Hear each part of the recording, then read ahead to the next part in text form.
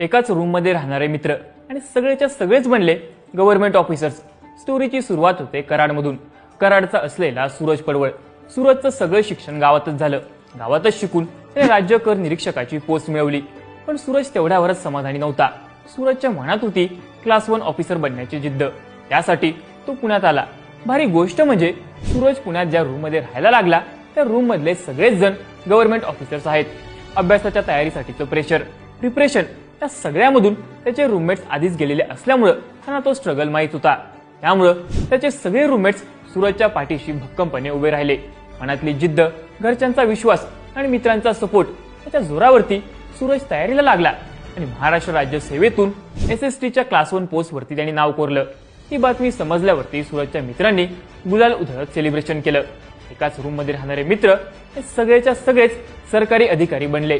Story एखाद्या picture सारखी वाटत असली तरी खरी आहे। बाकी तुमच्या रूम मधले मित्र काय करतात आम्हाला कमेंट करून नक्की सांगा।